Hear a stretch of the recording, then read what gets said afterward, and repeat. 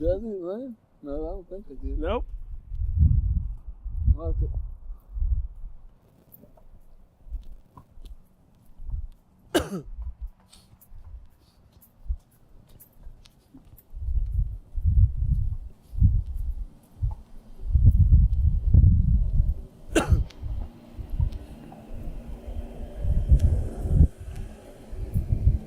so we got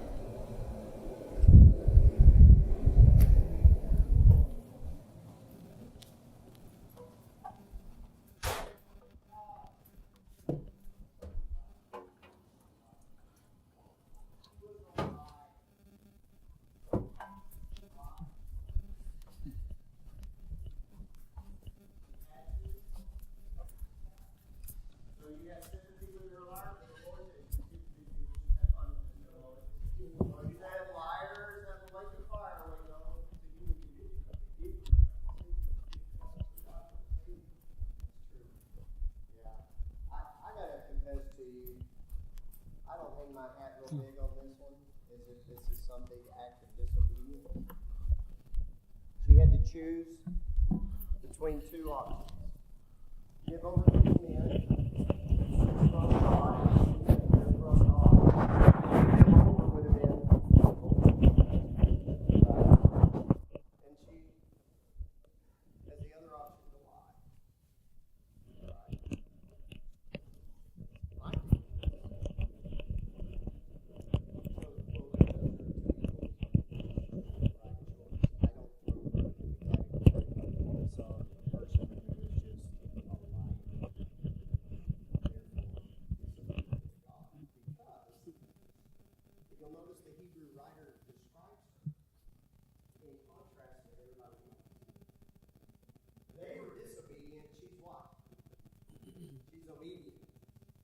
The implication is she is obedient. So let's go to Joshua chapter 2. Anybody else got anything else you want to throw out there about Rahab? All right. Is she living in a wicked world? Is she dealing with some very challenging obstacles in her life? Absolutely. So let's go to the story about her. Joshua chapter 2. Joshua chapter 2. And I'm going to begin reading in verse 8. So before we jump into verse 8, just a little synopsis of what precedes this. We know that Joshua has secretly sent in two men who were spies to go in and spy out the land, and they end up in Jericho, which is going to be the first city or the first target in the conquest of the land, and they find Rahab the prostitute. Maybe her house is strategic because it's on the wall, all right? Maybe her house is strategic because it was a place where men were coming and going, and it was an easy way to get in and maybe not be noticed in a blatant way. But they were noticed. All right? She will hide them. All right? And notice what she says to them when she speaks of those who come to her and say to her, hey, don't you have these guys here? She'll say, yeah, they came, but they've already left. And if you get busy, maybe you can catch them. So not only has she protected them, she sent those who were after them away from them. Right? This brings us to verse 8. Before the men, that would be the spies, lay down, she came up to them on the roof. Why? Because she's hidden them on the roof. Just covered the flask over them so that they would eat it. And she said to them, I know that the Lord has given you the land. All right, real quick, just a little Bible 101. You notice anything about the word Lord? Yahweh. All right, anytime you see it in all caps, we know that that is the name of the Lord. Yahweh, Jehovah. I know the Lord. She knows him by name. I know Yahweh has given you the land. And that the fear of you has fallen upon us, and that all the inhabitants of the land melt away before you. For we have heard how the Lord dried up the water of the Red Sea before you when you came out of Egypt, and what you did to the two kings of the Amorites, who were beyond the Jordan, to Sihon, Og, whom you devoted to destruction.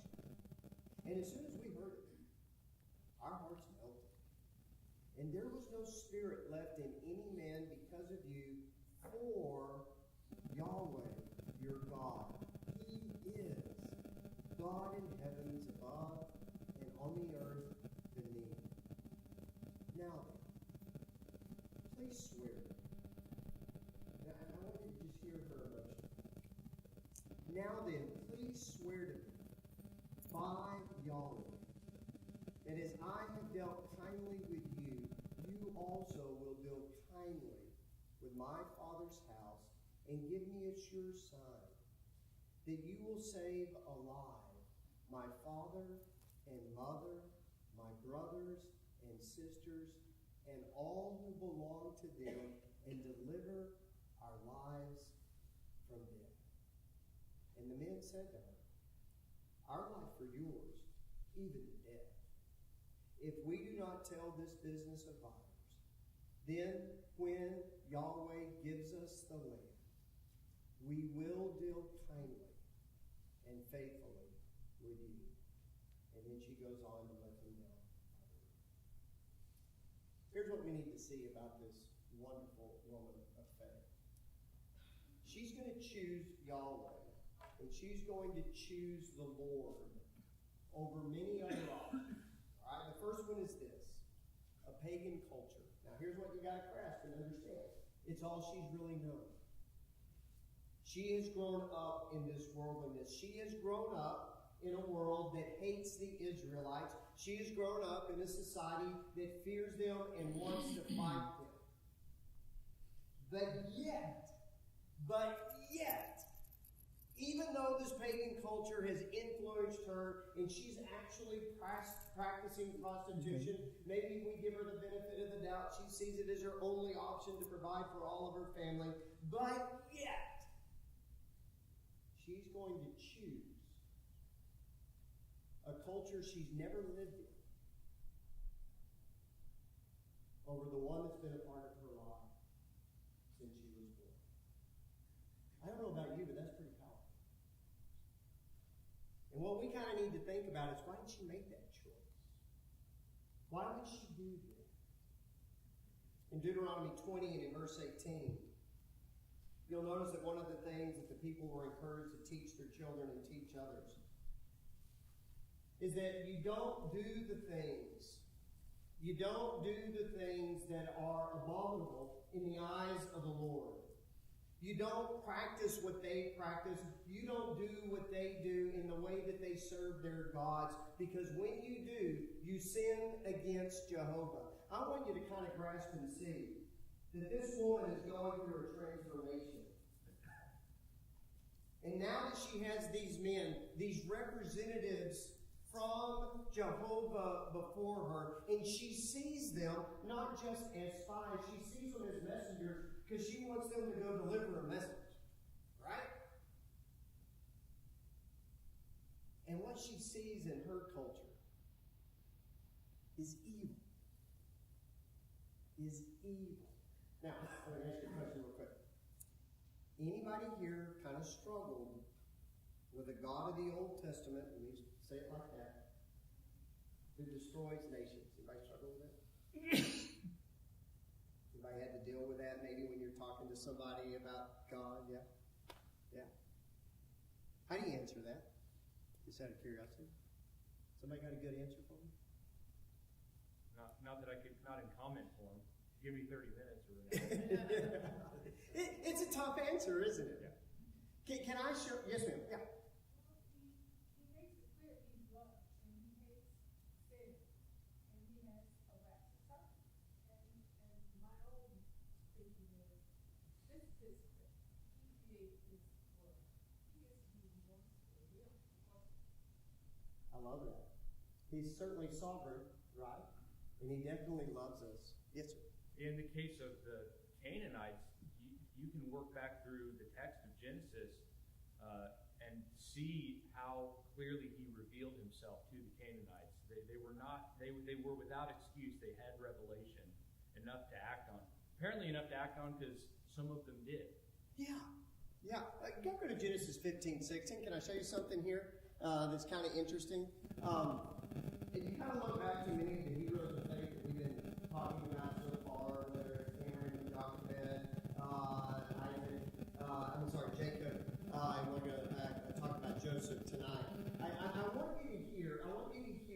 God's promise that was shared to Abraham and would have been passed down through the generations. In Genesis 15:16, first of all, you look back at verse 13, we used this the other night. God told them that they would be slaves in a land for 400 years. That's a very specific promise, right? You were going to be slaves in a land for 400 years. And so Abraham and Jochebed know, hey, 400 years. They got the calendar marked. This is coming up, all right? But God also says in verse 15, for the iniquity of the Amorites is not yet complete. He's already got his eyes on them. We're way out. But he's already got his eyes on them. And by his sovereign will, he knows they're going to be wicked. But he's going to be patient. And so what he's dealing with is he's dealing with a people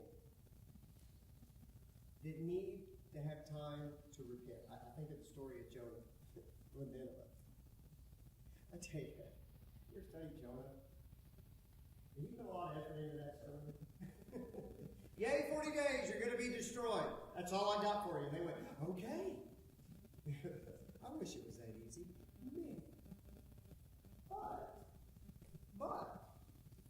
while Jonah didn't get to be the prophet of doom, what eventually happened to Nineveh? Well, their days became complete, right? Okay. I want you to grasp and understand that the days are complete now. But God has been sharing his message. And we're going to see that here in just a moment. Anything else on the pagan culture? All right, here's the second thing I want you to see about it. This is amazing to me. She has unfulfilled expectations in life. You can kind of see this in two ways. Number one, she's living the life of a harlot, trying to provide for her family. Is she dealing with unfulfilled expectations of life? Yeah. I mean, if that's your only option that you feel like you have, that's a challenge. But apparently she saw little value in her current life situation. So much so she's willing to give it up because she sees value in something else. If you go back and listen to her terminology, she asks the men when they speak on her behalf that they deal kindly with her. That her Lord now, who is Jehovah, will deal kindly with her. If you were to look at this in the Old Testament, the Hebrew word has said, it would be the idea to show mercy, to be good to me. She's actually wanting God now to be a hedge of protection around her. You'll notice that in Exodus chapter 20 and in verses 5 through 6, when we look at the 10 Commandments, first time they're given, and God warns about the bowing down to idols, as was mentioned about these people, the Amorites, the Canaanites, that they were idol worshippers. We know that in the 10 Commandments, the Lord says, you shall not bow down to them or worship them, for I, the Lord your God, am a jealous God, punishing the children for the sin of their parents to the third and the fourth generation of those who hate me. But notice the very next verse. But showing mercy. That's the same word. Showing kindness to the thousands who love me and keep my commandments. Isn't it interesting that she knows also she can go to the Lord first? And so what she does is she actually makes a faith decision. And then she cuts it. Did you catch that? I know your God, who he is. I know who Jehovah is. I want to follow Jehovah. So if I'm going to follow Jehovah, that's my plan. Will you deal kindly with me because I'm doing this? We invert it. God, give me this, and then I'll follow you. Okay? She, on the other hand, puts her faith in the Lord. And she's waiting with an expectation of the Lord.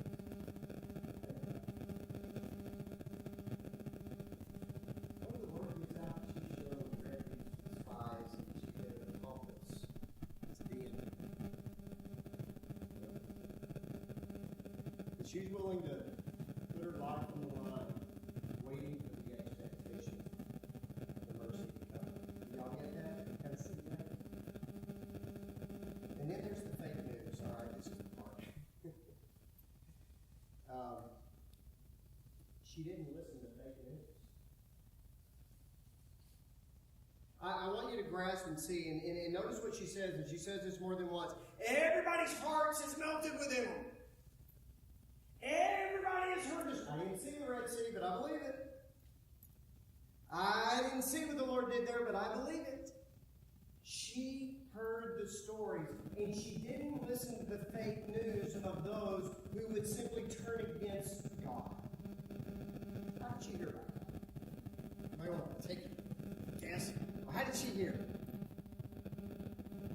Seeing it? She got what channel is it? Oh, yeah. I'm seeing the Red Sea. Mark, there you go. I'm seeing the mountain of Sinai. I'm seeing it. No. So how'd she learn? Must have been a reporter on the beach. There must have been a reporter. Yes. A reporter on the beach. Yeah. The word got around. They had their news back in those days. News got around. And that same news came to everybody in the city. Everybody there heard the stories. But she did what everybody else couldn't do. Look past the fake news. Forgive me, I got to get on the soapbox for just a moment. The fake news. We are a people being consumed by the fake news in the world. And it drives me crazy. It's a wonder I have any hair on my head after living through 2020 and all the stupidity of people and their posts and what they would believe and jump on. I can remember I sent a note to one brother who had posted on Facebook about some politician saying this, that, and the other, and da-da-da-da, and I researched it, and I was like, oh, that didn't sound about right. I researched it, oh, yep, that was absolutely false, so I sent him a private message trying to be real nice. Hey, just so you know, that's not true, so I hope you and your family are well. I'm not trying to jump on you or anything, but you just need to see this. You might want to take that down. His reply was, oh, well, he may not have said it, but I believe he would. I'm leaving it up. So I had no patience. I have no patience with that. As a news journalist, I would be fired if I did not have a substantial source, and everything that I did, I had to attribute to a source so that you can determine on your own whether you trust that source or not. I'm just a reporter. But we believe and get consumed by so much junk. And we need to be better cognitive learners. What that means is, you better check your sources. And you better think about it and not be persuaded about it just by some visual image or just the emotion of somebody who's sharing it. Rahab saw through the junk. Yes, ma'am. I'm encouraged by you saying the source, because we're the source for God and how we share and what we share this word to people who don't know Him. So Rahab didn't see any of this, but she heard it. So how are we sharing? Or I'm sharing. I would say, how am I sharing what God has done in my life for someone else to believe Him and believe in Him? Use the word to share. So that's encouraging. Yeah. Just know she did it, and I know I should do it. And she did it. And she did it. And what can we take away from her ability to decipher through this fake news? She not only saved herself, who else did she save? Her family. Yeah, all of her family. Yes, ma'am. Yes,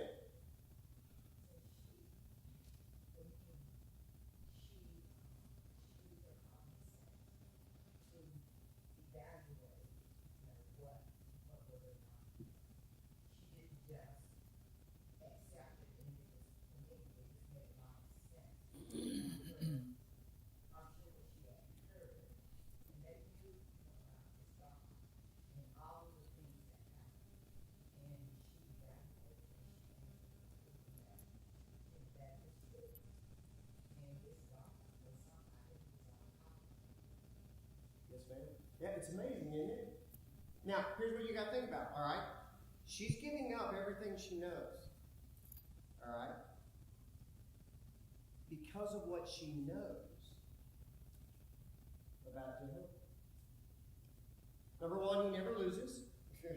First of all, that's a good point. Second of all, what does he do for his people? They've been doing what for 40 years? What does he do for his people? He feeds them. His people do not go without. His people have a hedge of protection. His people have what they need. She was able to see that. I tell you, to me, it's powerful. And let me just share something else to you. This is very important, okay? Anybody here ever heard the song, "You Never Mentioned Him to Me"? Yeah. Yeah. All right, before you say anything, I hate that song. All right? Let me tell you, I hate it for two reasons. Number one, there's nothing more guilty than that song. You know? Why don't you just pound me over the head with a baseball bat as you're singing that tune? But here's the second thing I'd really like for you to think about. And to me, the story of Rahab bears this out. Do you believe that God is leading someone else's salvation up to a fallible human person that has to come through at that moment, or that person is doomed to hell because you didn't carry through with it? What you think about that for a moment? Man, I left it all up to me. I'm so sorry. I should have said something. I want you to grasp and understand. I truly believe God uses us, and we need to be messengers of His will. But here's the deal. If it's not you, God will find somebody else. And I think the story of Esther bears that out. All right? And I want you to see that we're looking at the story of Abraham and going, who will somebody get? And she listened to it. She was willing to believe. All right? Anybody else on what Rahab chooses the Lord over the things of her life? Yes, ma'am. Yeah. What do you think about, when you think about Saul and persecuted Christians, did God know that something, or some seed in him, that he could turn Saul around and become one of the most vigilant apostles for him? And then, even fast forwarding to us today, what makes, for better or lack of words, what makes a sinful person turn into unbelievable Christian? God, Father, because when you think of why a evil person turns into a good person, what makes that happen? What unloads God from you? Oh, I think God plays every role. In my opinion, I would say, and I would love to hear your thoughts. She was asking, okay, what did God see in Saul that he could turn him so that Saul would become no longer a persecutor of the church, but he'd become the church's greatest preacher in that sense and an ambassador for Jesus? I think God sees that. But here's the deal. I think God is also a God who gives that opportunity to every one of us. I don't believe He is a respecter of persons. But He knew with Saul, to get Saul to turn, what did Saul get? Anybody remember, what did Saul get? Yeah? I'm sorry? Information. He got information. And what was interesting about the information, what did he have to do before he could get the information? He was met by Jesus on the road to Damascus, and Jesus said, you're going to need 3 days to think about this. You're going to need 3 days of darkness, because I'm going to use the powerful illustration of what is dark and what is light to you. You kind of see this all through the Gospel of John. Those that think they see really don't see, and those that do see, you know what I'm saying? He was working. Quit using your eyes. I need you to look deeper than that. And so He gave him what he needed.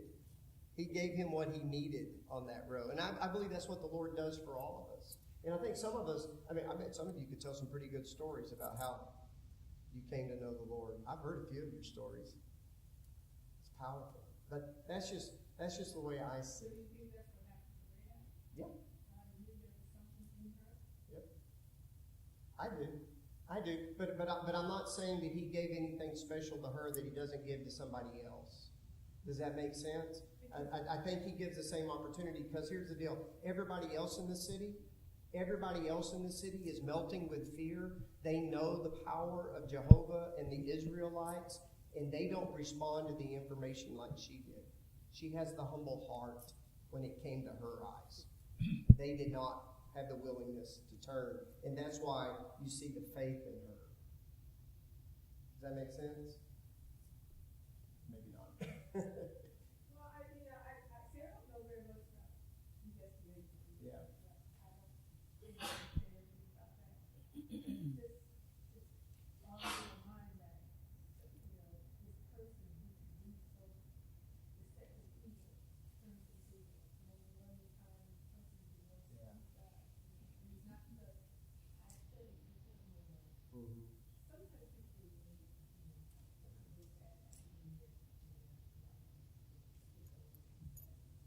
I think that powerful transformation, though, kind of happens to all of us who allow the Spirit to consume us and take over and obey His will. Yeah. But no, I hear you. I hear you. And it is kind of one of those things that makes you go, how'd that happen there and didn't happen over here to some degree, you know? But it should make us all think. It should make us all think, shouldn't we? You know, Rahab responded. Are we like Rahab? Do we respond to what we see? Anything else? Yes, sir. Yeah. So I hadn't noticed this, but which maybe means I shouldn't talk about in unprepared ways. But she uses terminology that's spectacular. Now, maybe it's from the Aramaic or whatever into the Hebrew into the text, but Yahweh, Chesed, as you talked about, and then she says that I saw what you did with Sinai and Og, devoted to destruction. That's put under the ban. Well, that's Deuteronomy language, and it's also Joshua language about what's going to happen to Jericho, which means Sure. a complete destruction. So she already is kind of seeing where I am, and what's around me, the miserable life that is in what I would have chosen at all, is all going to be wiped away, kind of in the Sodom and Gomorrah sense, in her rescue from that, which means she didn't have any. But it was maybe a message of hope in her thinking, following your speculation about why she was in that occupation. I went out of here. Yeah. So not only her own heart, but maybe a message of hope to, this is a solution. This is a way out. And I think sometimes some of us need to be brought to that, to say, this is terrible. Where's the way out of this? In our culture, in our family, whatever it is. Well, that's kind of my thought, though, with this. With the terminology she uses, with the identity. Here's the deal. Think about this, all right? Let's imagine, all right? Let's imagine that, well, it's kind of not that hard to imagine. Let's imagine the United States is wicked. All right. Not that hard to imagine, all right? We have these assumptions. We're such a great, let's just be honest. Let's be honest. But let's say there's a nation right outside us. There's a nation right outside us who claims to worship a God that claims to be the one true God, and things seem to be going their way. That there are provisions made for them that seem, well, a little out of the norm. They crossed straight over the Atlantic on dry ground and came to a land. You go, what? What's going on? And you hear every day about this food that is falling. I mean, come on, 40 years. 40 years. There had to be some news stories on this. Da-da-da-da-da-da. Oh, it's the 39th year of food falling from the sky. You know? Everybody had to have heard about that. And you can only imagine the communication that went on between Israelites and others, because the strangers are coming through their camp and going through their camp. Some proselytes are being converted, but the stories are being shared. This is Jehovah. This is Jehovah. Even when Moses came to Pharaoh, this is Jehovah. All right? Even when Joseph spoke to Pharaoh, this is Jehovah. All right? And so our God, Jehovah, doesn't do well with idol worship. In fact, he hates it. But he tells people he'll have mercy on them. Well, that news would travel as much as the manna. Does that make sense? It traveled. She heard it. Think of Nineveh. Somehow they heard it. She had a lot of people coming in and out. Yeah, and I've read that in commentaries, that this was kind of news central, you know. She was hearing a lot, you know. It's all speculation. But these are fair assumptions, because we'd be going, okay, what's going on with this nation? You would hear about it. Does that make sense? Don't think that we're so progressive with our news sources. And news travels fast there as well. You know, my thoughts. But the point is, she chose this. Let's look at her real quick in the New Testament. She's actually mentioned 3 times in the New Testament, and to me this is very powerful about her. First of all, we see her, and we see her courageous faith mentioned here, a woman with a bad reputation, but she's actually enshrined, if you will, in the Hall of Faith. The Hebrew writer wants us to see her. She's the only woman besides Sarah who's named in this great list. And granted, the Hebrew writer says there's many more people we could have put in here, but he did mention her. He put her in there. James will speak of Rahab. And in fact, here's what's so powerful about James' words. James was probably greatly aggravated with Jewish Christians who talked the game but didn't live the game. They talked about faith but didn't live it. And so he throws Rahab out there to them as an example of somebody who was justified by her works. You need to learn about her. You need to see what faith really looks like in action. If you're all talk and you have no action, let me encourage you to go back and read Rahab. If you're the person who's always claiming you don't have enough information and then you believe, you need to go read a little bit more about Rahab. All right? She speaks to us. She speaks to us. She's an example. And then to me, what's really powerful, she's mentioned in what? What's Matthew 1? The lineage of Jesus. Man. She's in the lineage of Jesus. All right? Anybody know that lineage? Who did she marry? Bible trivia. Here we go. Bible trivia contest. Come on, Jake. Who did she marry? Oh, yes, ma'am. Salmon. She did. She married a dude named Salmon. All right?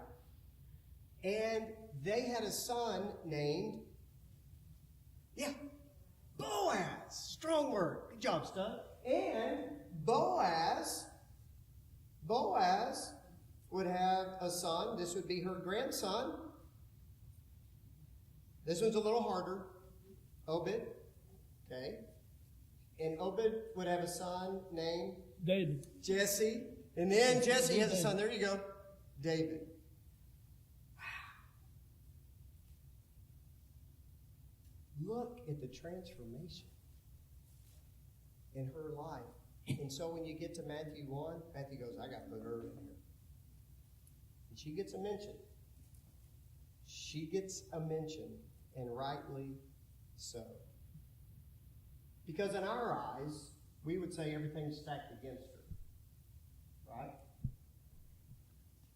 But if God's for you, who can be against us? So here's why I want you to see the obstacles. Immorality. Can we overcome great immorality in our life? Yep. Can we overcome bad circumstances in our life? Maybe financially, you think? Yeah. Yep. Can we overcome a pagan society? Yep. Yeah. And can we actually become great ambassadors for the Lord? Yeah. All right. Just a few minutes left. Here's what I'd like to hear from you, okay? Faith is certainly believing in God. Faith comes by hearing.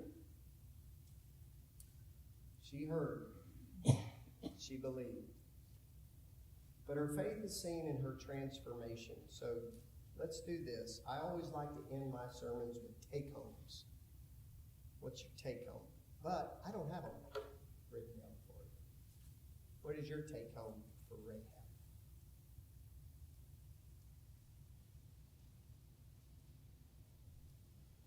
Yes, sir.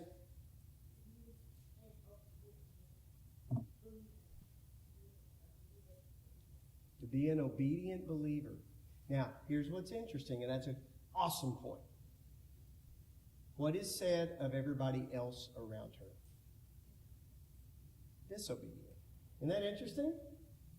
The point is, in my opinion, the Hebrew writer wants us to see they all had the same information. They all had the same opportunity. But only she was obedient. Only she was obedient. She is an obedient believer. Great point. All right, yes, sir. Maybe two ways to look at this one, but I think it is reasonable for us to expect new converts, growing believers, to act in bold and amazing ways on their faith. So as we are bringing them along, we shouldn't be saying, well, you'll get there eventually, or let me help you with that. Rahab shows us that with just a little bit of information, you can do amazing things in God's service. But I think that's maybe the application for those who are new and growing, is you can do amazing things with just a little bit of knowledge, a little bit of faith. Yeah. Yeah. And can I build on that just a moment? Here's what's amazing about her. If you were Rahab, would you be a little bit frustrated that the Hebrew writer brought up the prostitution thing again? Have y'all ever thought about how, what if I was mentioned in the Bible? I used to think that'd be a great thing until I read the story of Eutychus. That's all he got. He fell asleep in church. Come on, man. You didn't mention that I was a slave and I had to work all day and that's all. Man, that's all you throw in there, Holy Spirit? You're killing me. You don't get to choose. But here's the thing. Here's my real point, being serious.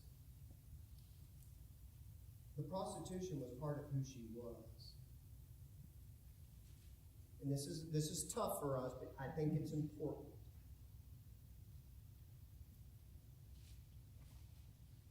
Our past is still part of us. But our story can be greater than our past, especially when we allow our past to be part of the story. So that we can share with others the great work of God. I was actually talking with somebody just this past week of somebody who has a past and they're hiding it. I don't want anybody to know. Well, eventually it's going to get out. But the frustration is you could actually use this to show the world how God has provided for you, transformed you, and be an example of others to not make that same mistake. But even if you do, there's still hope for you. Because the prostitute became the great mother of the Lord himself. Does that make sense? Doesn't mean you're proud of your past. I mean you parade it around. But yeah, that's part of my story. And I didn't use it as an excuse not to be obedient. But also use it to show the world just how powerful the word can be. I no longer sell myself. I give myself to Jehovah. Okay. Just a thought. A great point. All right, anybody else? Take home. Yes, sir. Mm-hmm. That's, I think, an answer to your earlier question of why God chose Paul, because of his past. Yeah, his past. Yeah. Which was known all over. Yeah, and if you think about Paul too, that is powerful, because here's the greatest cynic is now the greatest ambassador. He kind of is the guy you want, because if he can change, that would catch certainly everybody's attention and see what was powerful there. Yeah, so it certainly makes his story more impactful, doesn't it? Yes, ma'am. My take home is never sin by assuming that someone is so bad they will not listen to you tell them the gospel. Yeah. think we have been guilty of that. Yeah. We're kind of looking for the person who has it all right, all their morals right, everything right before we allow the gospel to do its work. That's a dangerous thing, isn't it? It's a dangerous thing. Yes, ma'am. Their boldness, God tells us, come boldly to his throne. And she, while I'm here, listen, get everybody, all my family, everybody. They're not even asking for themselves, or at least the text doesn't say that. She's asking on their behalf. And she says, while I have your ear, this is my prayer, if you will, for my life and for others. So we sometimes come with a small faith, a little bit of God, just asking for a little thing, but we can be bold in what we're asking for. We don't know what his answer might be, but it doesn't mean to. Sure, sure. And her request was bold, wasn't it? All right, you take care of me and my family and da-da-da-da-da-da. You know, that was a bold, and then we hadn't really talked about her great act of faith beyond that. When the attack happened, what were you supposed to do? Hang out in your house? Can you imagine? Can you imagine the trepidation in their hearts when everything else is falling down and fall apart and their house stands firm? Yes, sir. Yeah.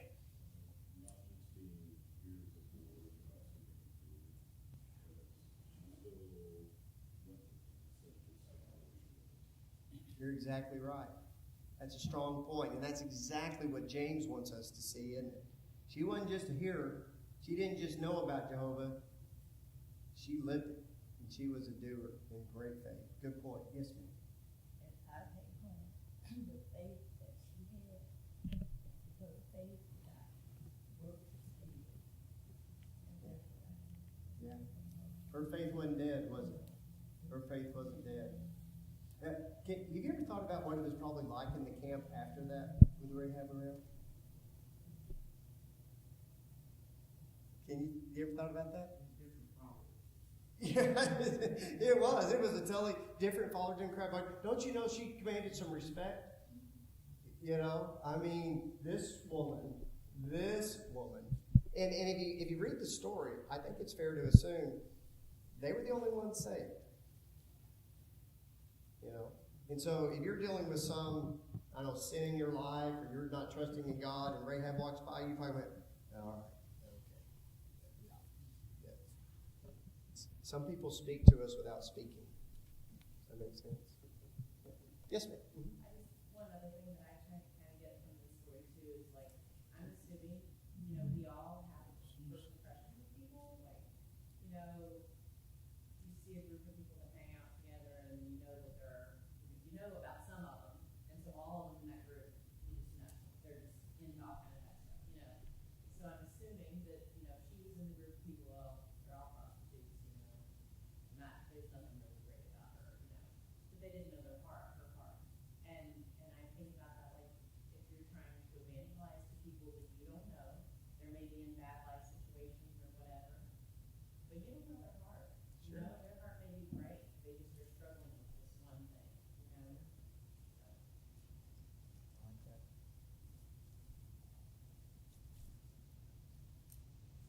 All right, one more thought that kind of comes to my mind. You ever wish you could get an epiphany? Things would just go, ching, there it is, very clear for you. You think about it. If she, quote, had any kind of epiphany, it was when these guys showed up to her home. And it wasn't going to be as easy as maybe she hoped or thought. She was going to have to do something courageous. And what I see in her, and this to me is another part of her life, is just so remarkable. She had faith and then asked for the mercy.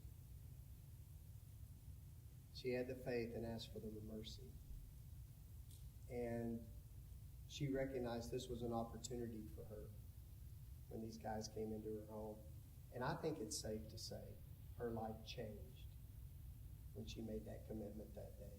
And she was no longer the prostitute. And because of her great faith, somebody like Sam took an interest in her. and saw the value in her. And she became who she is today. Rahab. What a great woman of faith. Anybody got anything? Yes, ma'am. Yeah. This is really hard. Huh? This is really hard. How do you help? This is just an example. How do you help the homeless other than giving them food or giving them money or giving them clothes? Do you do that to get them? That's a tough one. Yeah. I think the thing, though, that we got to see, too, though, her faith preceded the gifts, in a way. Because she was willing to listen to a message. And I'm always, I don't know if I've got an easy answer for that. But the best thing you can give somebody is the message. And then help them with what they need to live out that message. Yeah. Well, here's my deal, though. Here's my deal. This is going back to my point earlier. I don't think it's a one and done, that you feel like, this is it, I'll never have a chance again. I believe in the power and the providential care of God if somebody is seeking the Lord and willing to listen. To me, that's what this story speaks to. You know, and that's why the song, "You Never Mentioned Him to me, that's not very scriptural in my mind. Because I don't think God is going to leave somebody's salvation up to one encounter with one person who did the exact right thing at the right time, or this person never would have had a chance. Does that make sense? That would be a very limited God in my mind. He would be a respecter of persons. Now, it doesn't mean I have no responsibility to try to reach people. That's not my message. But you don't have to live with that kind of fear that, okay, I got this one chance with this one guy right now, and if I don't play my cards right and just go all out and this, that, and the other, that they're not going to have a chance. I don't believe that. You know, it still doesn't take away our responsibility to try to serve where we can, but we have to use our own wisdom and common sense in those situations. You know. Sometimes I feel that I agree with you myself that I want to know this is an angel I need to pay, right? I'm sorry? Sometimes I think to myself, how do I know this is not an angel that I need to pay? Oh, that's true too. And it's like, what can I do to help this person? Food and money doesn't seem to be enough. Well, here's one thing I've often done too, and maybe it was all my years in the news business and doing all those stories and working with all kinds of people. And I'm sure y'all are like me. You have people that come into your life that are needing assistance and you want to help, and you've got to be judicious and wise in the way that you help, all right? But at the same time, we've got to understand, all right, God's in control here. And He's going to allow us the freedom to make, how would you say, a wise decision on what is best. And you can't feel the burden, to carry the burden of somebody's soul always when you're trying to do what's best in their options. I've had to tell some people, me helping you financially is not a good thing. It's not a good thing. Jesus did that in John 6. All right, you're just showing up for the food. I'm offering you the bread of life, and you're not eating that. And so He said, eat me, drink my blood. And you're like, He just ran everybody off. Well, He was trying to determine if they were really going to come to Him or not. Does that make sense? And so we have to be mindful that that's what we're giving people. But ultimately, here's who we are. We're a seeker of seekers.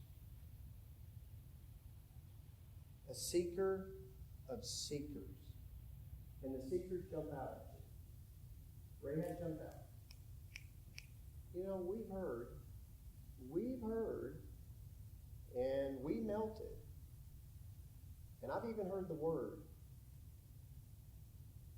I'll believe in Jehovah. Can you show me mercy? Okay.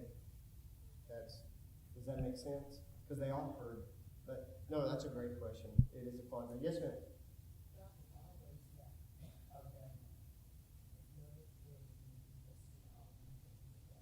Yeah.